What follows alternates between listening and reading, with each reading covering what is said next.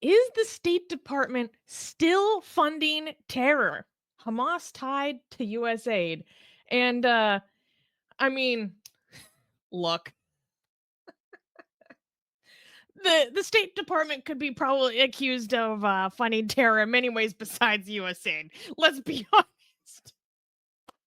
But that's besides the point. We're talking about USAID today.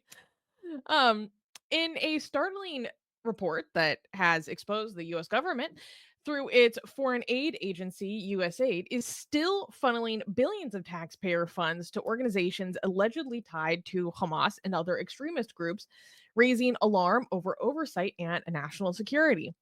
USAID, or the United States Agency for International Development, is tasked with distributing foreign aid and promoting humanitarian assistance abroad. However, a recent list released by the State Department shows that over 2.5 billion in active USAID grants are going to groups previously linked to Hamas's charitable network, a network many analysts say helps the terror group maintain control of Gaza by operating under the guise of humanitarian work. For example, the Norwegian Refugee Council, accused of cooperating directly with Hamas ministries, is set to receive $270 million, while the French group, whose like acronym is, I guess you would say, like ACTED, or ACTED, which allegedly partners with Hamas-linked organizations, has been granted $403 million. Even the US based and international charities like Save the Children, World Vision, and ANERA, which is like the, what is it, Near East Refugee Agency, have received millions in funding despite reported associations with groups promoting anti Semitic or pro terror messages. The revelation follows years of concern from watchdogs and policymakers about how foreign aid can be diverted to bolster regimes or groups hostile to American interests. Quote, a sprawling bureaucracy creating a system more beholden to radical political ideology than to advancing America's core interests, warned Secretary of State Marco Rubio. With over 5,000 awards were cut. So in this whole auditing process of Doge and whatever, over 5,000 US aid grants were cut and shut down, but not roughly 900 remain active. And of these 900 that remain active, there are all these ones that still have links to uh, like terrorism in them. And this prompts serious questions about whether the US is still unintentionally bankrolling terror in the name of aid. Um, so, Armin, do you have any initial questions? How yes, how do they let this happen? Like what? Like if these people figured it out, how come the US government can't? Like why is it that the US government, if you when it comes to one a bakery not deducting something properly under tax filing, they come and they figure it out, and they come and like they're all up on your like business and try, and they figure all of these little things out when it comes to small businesses and individuals money issues. But they themselves, when they're handing out money, even after they made this huge show regarding how serious of this issue is and the need to crack down, they can't figure out that, like, oopsies, we sponsor terror by mistake. Like Mhm. how does this happen? I don't understand. It definitely is kind of crazy to me because, they released the list of surviving beneficiaries, and all of these bad groups have been included in the surviving beneficiaries. Now, granted, when we covered this before, when I mean, did I do that? We covered this before when this was kind of first really getting media attention, and when there were congressional hearing was happening. Um, but and so a lot of those were cut. A lot of those are not on the current list of grantees, but many still remain. So one thing that I want to explain about, I want to, for people who didn't see our first one, but I encourage you to go watch it. It was probably called like USAID is funding terrorism or something. Basically, I want to explain the flow of funds because that's like an important piece to understand, because a lot of how this system gets abused is through the subgrantee system. And if you're not familiar with how the government runs its federal grants programs, that you might not know about this. So basically, there's like, okay, US taxpayer money, and then the congressional appropriations, they decide, okay, some of this money is going to go to USAID. Okay, USAID has this money. And then the USAID gives grants to NGOs or charities, non governmental organizations. And so this would be, and they do this through grants and contracts, right? And right now, we have some of these grants and contracts are surviving. So these surviving grants and contracts go to organizations like World Vision, Save the Children, Acted, or ANERA, whatever. And so they get a contract or reward for this money. And then, so it's not like that initial primary grantee is just handing that money over to Hamas. Like, that's not how this works. What happens is they end up working with subgrantees. So the primary grantee basically subcontracts another group to help them fulfill the mandate of their contract or their award, right? And so Yep. they get a portion of the funds, right? So they have subgrantees, they have local partners, and these subgrantees and local partners are usually where the really bad associations start to come in. And in the first time we covered this, we explained this in more detail, because part of the problem is that the vetting process for these subgrantees previously has been pretty poor, where they kind of the oversight on who is getting these subgrants and contracts is kind of, what's the way I would describe it? It's very there's a definite conflict of interest. Like, the way it happens, you kind of like opt in to like profiling yourself in a way. There's not this level of like a third party doing the vetting that really would help this be a lot more secure. Um, it's almost like you're kind of telling them yourselves that you're trustworthy, when really there should be, like an external review. And that's been a huge um stumbling block in this vein. So then that's how really bad groups end up getting these funds, and a lot of these subgrantees and local partners are the ones that have the associations with Hamas, for example. So like the how do I pronounce this? Beader Association would be another one. And then so these subgrantees and local partners, they're the ones that have the connections to like the local governments and ministries that are controlled by terrorist organizations, and the Hamas Ministry of Social Development, for example. And it's really bad because, like, for example, the Hamas Ministry of Social Development will be like posting on their social media thanking these partners for training them. What? Yeah. Oh my God. And Okay, so so then if you bring it yeah, one level down, that means that this is funding like infrastructure programming and aid activities, but it's allowing the legitimization of terror controlled governance and the employment of terror affiliated staff. And then also, like, some of this has gone into, when you follow the trickle, it goes into like kindergartens that are doing propaganda, and the public praise of these NGOs by the terrorists. And this is all a huge problem. And so when the president of the Middle East Forum, that has done a lot of the work to expose um through open source investigation the problems with these groups, he was saying, like, we need to completely redo how we do the vetting, and we also actually need to be doing prosecutions against people um oh, yeah. for their failure to do this safely, and allowing it to get into the hands of some of these people.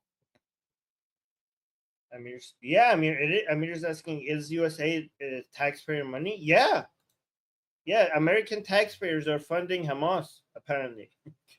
I mean, is that an exaggeration?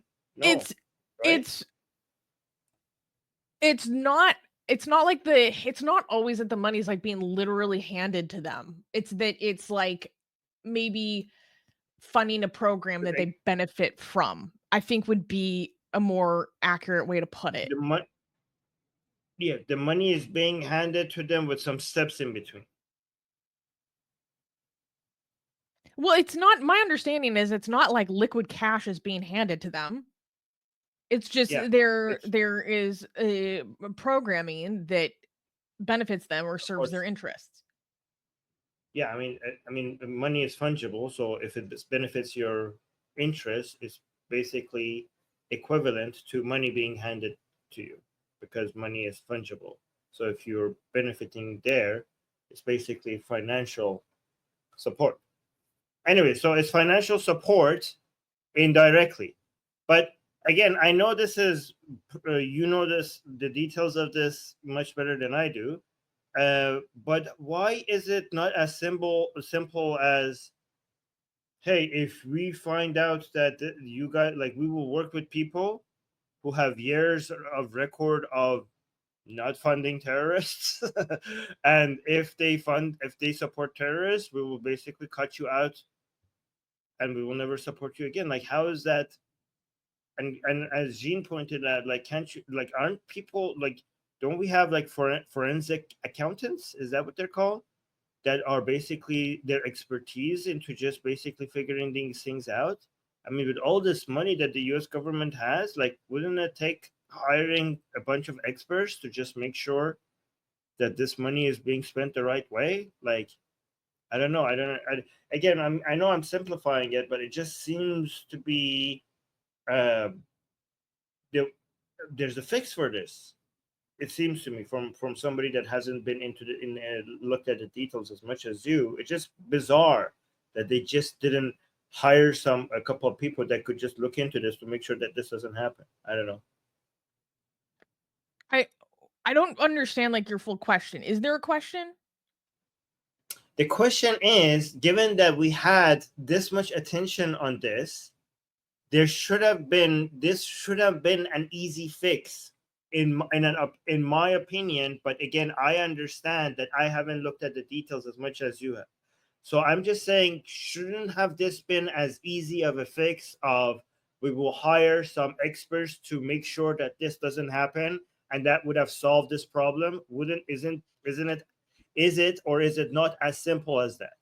Yeah, I mean, I wonder how much an element of plausible deniability is at play and like how legitimate that is because again, the people that are doing the worst stuff is typically the subgrantees.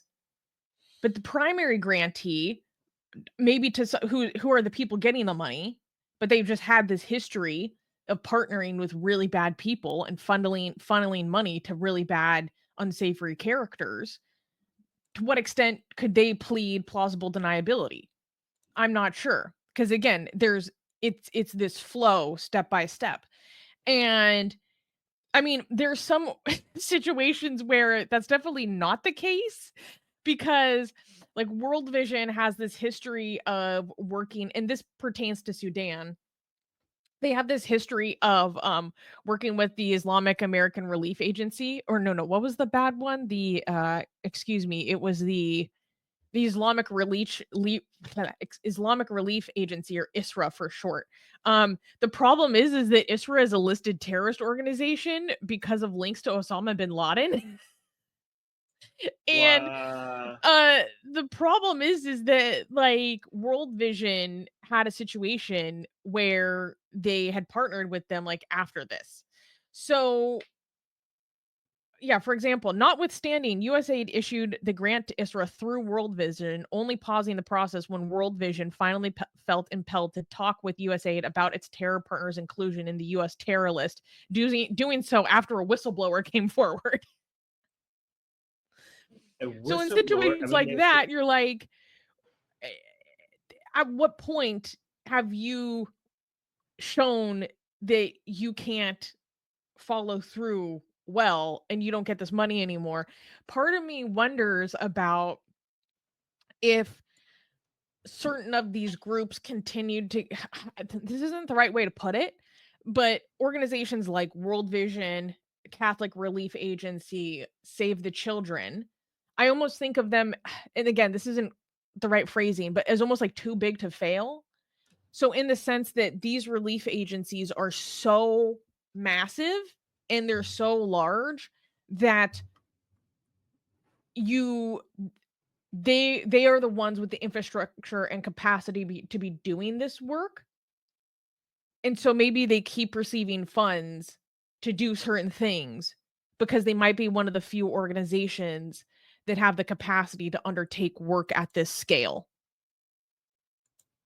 Do you know what I mean? And this is me speculating, but maybe they would like to give the money to someone else, but they there is not a potential partner that they feel could do it at scale. That's complete speculation on my part.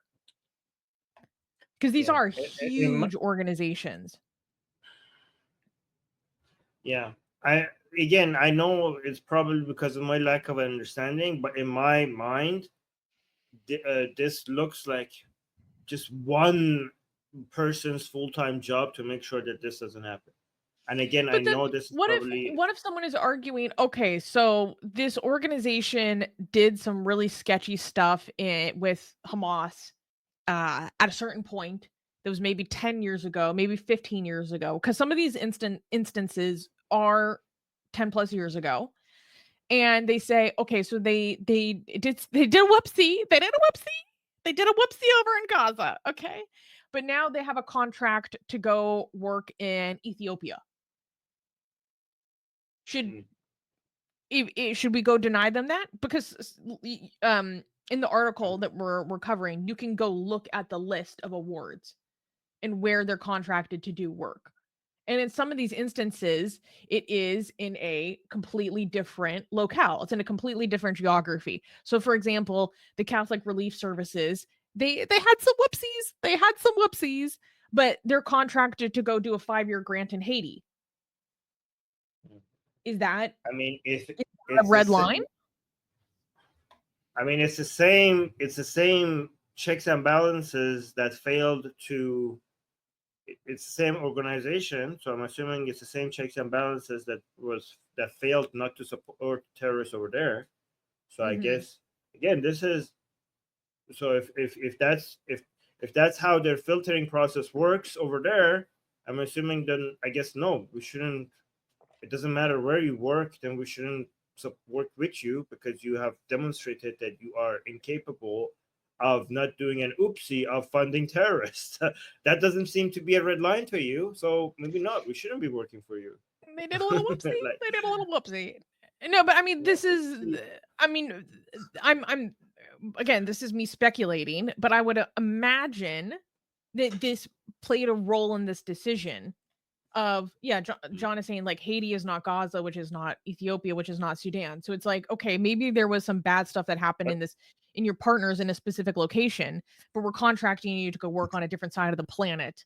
Like but it's the same people, it's the same organization with the lack of checks and balances in place. So it's somewhere else, but it's the same organization. So I don't know. Again, I don't know. The thing is that the answer to this question would be properly answered with having the right experts. Again, I might mean I'm probably being naive here, but this is basically 2 or 3 hires from being solved. That's what I think. Or maybe I'm well, just don't understand the no, but you're complexity. asking like how did this happen? And I'm Yeah, yeah. speculating No, that this change in locale and also the size and scale of these organizations may have played a role in why they were allowed to get a grant again. right, To right, right, to right. answer that Well, question, like I I would think they should hire. imagine. I think they should hire you. I think, given your research skills, if they hire Susanna, I think all of this would be solved. No, I mean to be fair, they should hire Sam Westrup at the Middle East Forum, because it's his years of I mean, research that has revealed all this stuff. wasn't Doge supposed to solve all these things? Like, Well, if and people that's like why that's what Doge. 5,000 grants were cut. That's and why they're back up. 5,000 grants were cut. Yeah, but now the ones that are approved are having the same problem. Well, I mean, well, that's the question. Is this the same problem? Is this the same problem?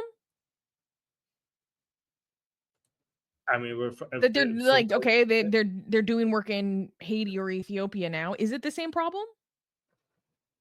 it's like the same problem as before. I mean, they were funding terrorists before. They're funding terrorists now. No, we don't know that they're funding terrorists now because these are the primary grantees, and oftentimes the local partners and subgrantees that are doing the dirty work. Yeah, so they're indirectly supporting terrorists. I mean, again, we all went over this, but I get it. I get it. They're supporting the people who are okay. It's just basically supporting terrorism with some steps in between, with extra steps. It, That's it. but I mean, just to play devil's advocate here, it's not that simple. Can you say that I know. World Vision, who has the bad history in Sudan, is with the new grant that they have to do work in Ethiopia? Can you say that that is funding terrorists? Like, we don't know that right now because this happens through local partners and subgrantees. Yeah, I mean, I don't know about that specific example, but obviously we have examples here that they're still funding Hamas that is tied to USAID. Like I'm referring to that.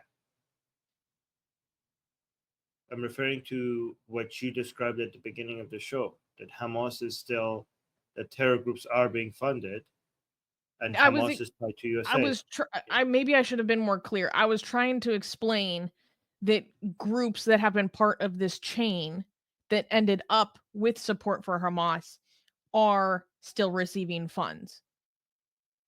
Yeah. I mean, do you agree with me that they shouldn't be? Well, I think it depends a lot on the oversight in the locale and the local partners. And so I fully agree that there needs to be much more oversight of these subgrantees because that was a huge part of the Right. problem before. So once it gets to this organization, then you have lost control over that fund. Okay. That's not true. So They're after answerable. they're answerable. That means there's consequence. That could be consequences if they don't fund it, so use it in a certain way. But then, other than that, it is in their control to do what they want with it. So that's why you have to be very, very strict about letting that money go. Like, you need to be signaling. Like, it's not just about that organization. So, for example, let's say an institution has a history of not doing the proper work, and they have did an oopsie and funded terrorism, right? But now they got their shit together, and we're like, oh, can we fund them now? I'm gonna be like, no, because it's not just about them. It's about other institutions realizing that the consequences for doing such an oopsie is forever. So even if I fund this institution now and they're not going to support terrorism anymore, I'm still not going to fund them, because other institutions need to see that the consequences of doing such a mistake is going to be huge. It's going to be forever. No, I get that. But I don't know. It's not that simple. Like I have Yeah, I worked know. on most of my career has involved me either working on or under federal grants. And it's not as simple as, oh, they just get that money and they can do whatever they want with it. It's really not that simple. It depends on the construction of the grant. It depends if it's a cooperative agreement. Oftentimes these disbursements happen over time.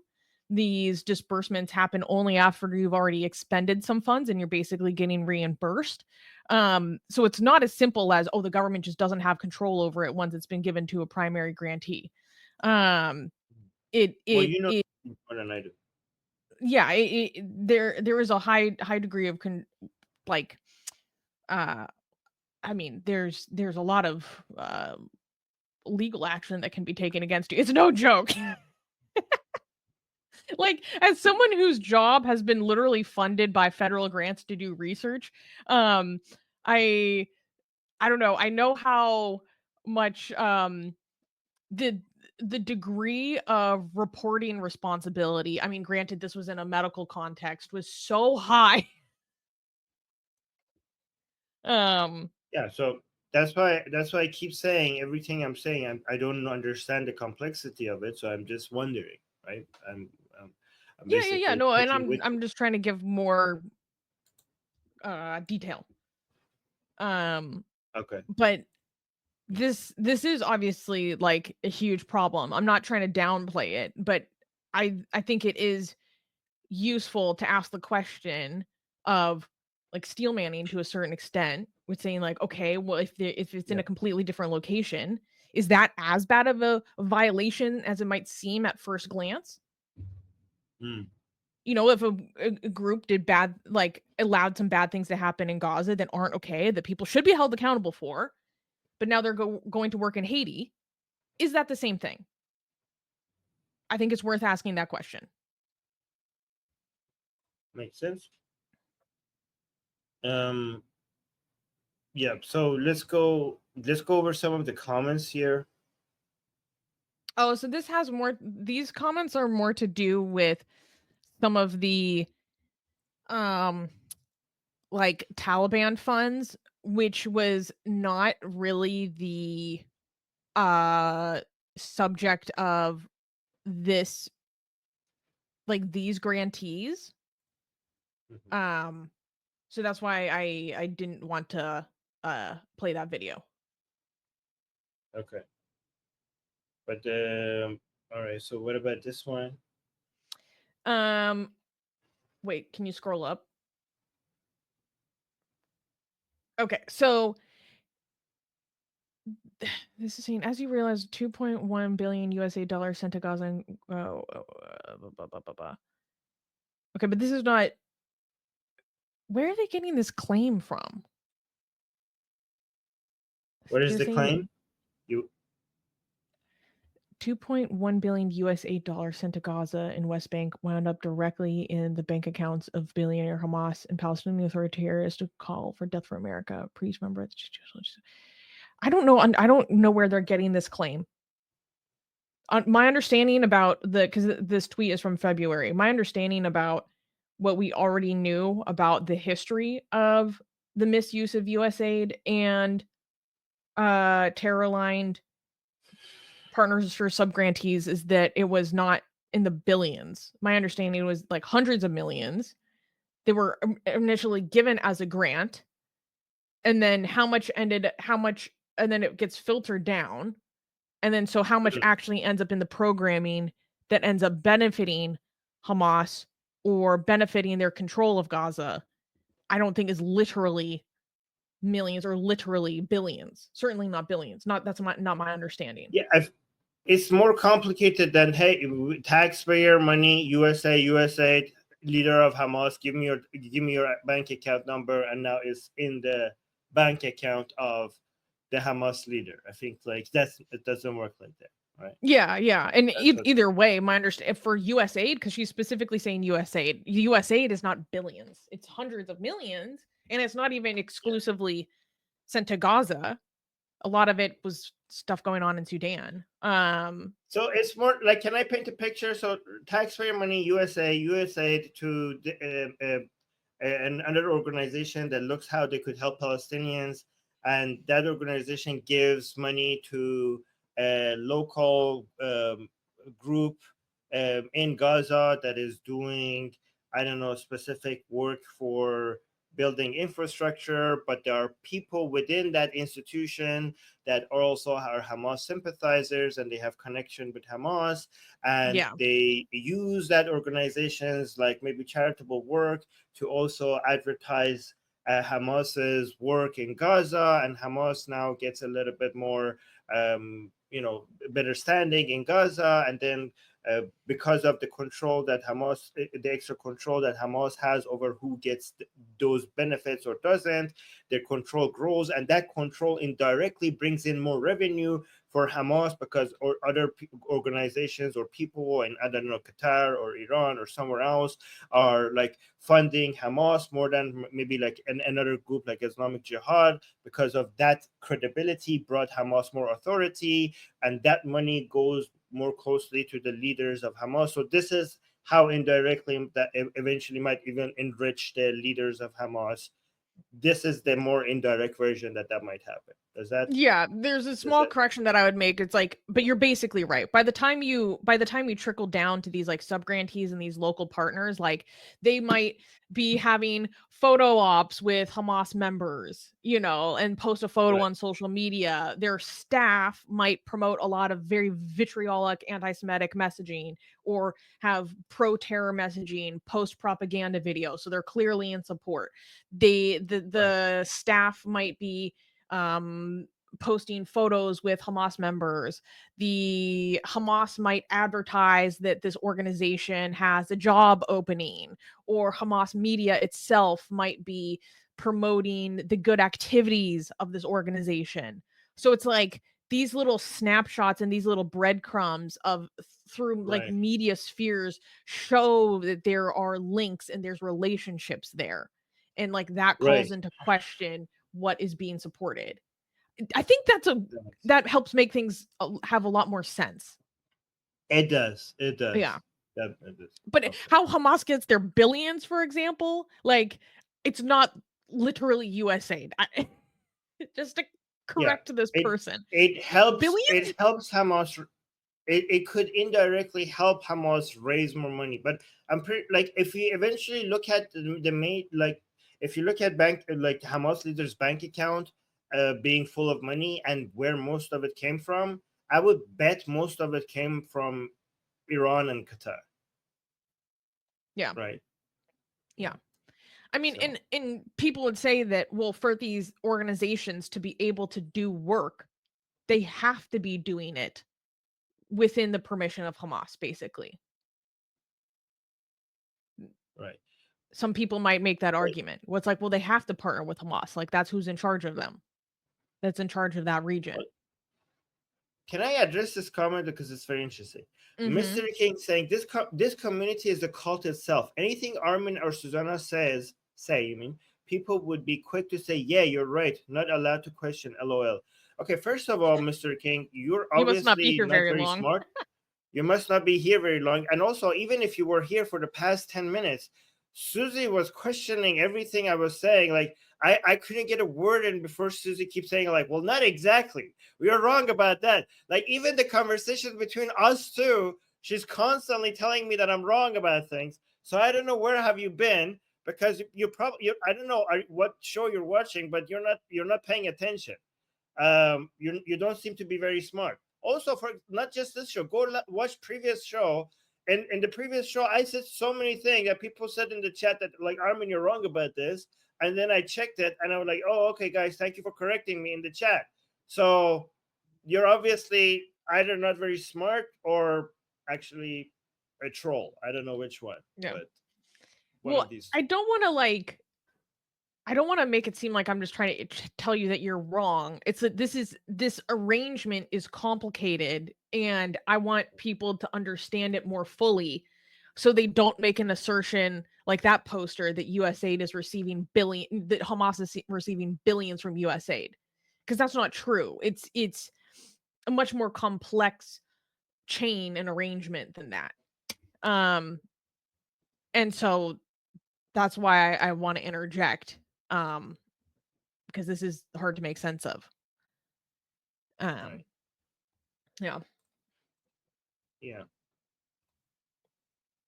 Okay, so I don't know what this comment is trying to get at. Do you want to read it, or should we just move on? Well, this person is like making just an allusion to how, the leaders of Hamas live these very lavish, luxurious lifestyles, but people in Gaza are suffering. Okay, but I don't. So saying thankfully the majority went to homes, cars, hookers, and yachts. They could have had a proper military if their leaders weren't so greedy. I mean, I'm glad that they don't have a proper military. Are talking about Gaza? That would be worse. What the hell? Okay, so oh, okay. This guy is saying it was this is a kind of a different thing, because this is more regarding the Taliban, and what I've researched so far doesn't really pertain to the Taliban. But basically they're like, oh, they got sent all this money on accident. Someone's like, can they give me an accident?